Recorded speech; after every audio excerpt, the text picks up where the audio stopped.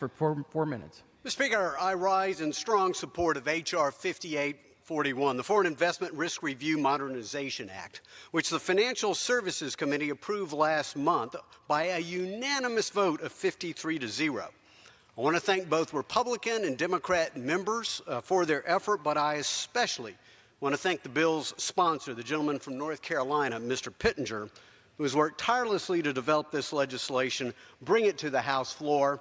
Mr. Speaker, we would not be here but for his expertise and leadership. I also want to thank Chairman Royce for the cooperation of the Foreign Affairs Committee, working with us on this very important piece of legislation. Finally, I want to thank the gentleman from Kentucky, Congressman Barr, who chairs our Monetary Policy and Trade Subcommittee, as well as his ranking member, Ms. Moore of Wisconsin. And I also happen to see the gentleman from Washington, Mr. Heck. I want to thank them for their contributions as well.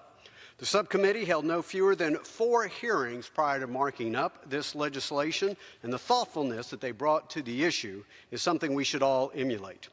The bill is a comprehensive reform of the Committee on Foreign Investment in the United States, or CFIUS as it's known, first update of its kind in over a decade. CFIUS is authorized to review foreign investment transactions that may threaten our national security. And although these authorities have been wielded carefully, Congress must remain vigilant when delegating additional powers that may have far-reaching effects. The reason, Mr. Speaker, is simple.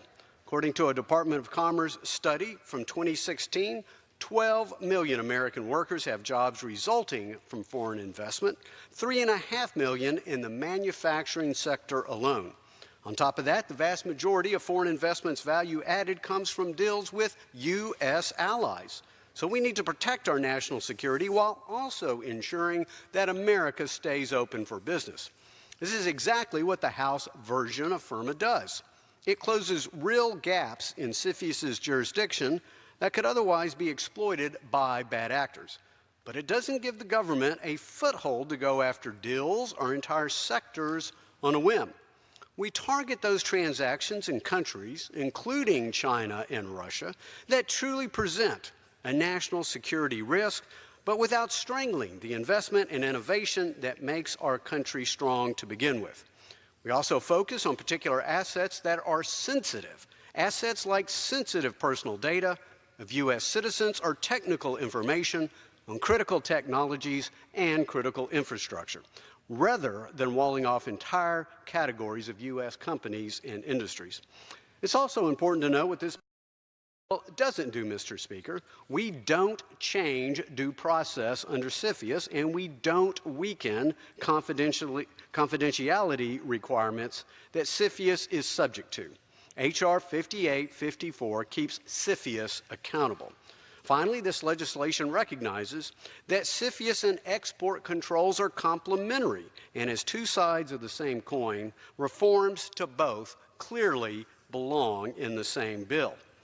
We are pleased to see this legislation include such reforms to the export control regime. Again, reforms that passed the Foreign Affairs Committee by voice vote in April.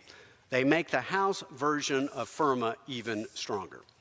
Again, Mr. Speaker, I wish to thank members on both sides of the aisle, especially Mr. Pittenger, but all members on both sides of the aisle who contributed so thoughtfully to this legislation, including the cooperation of the ranking member. And I urge all my colleagues to support it, and I reserve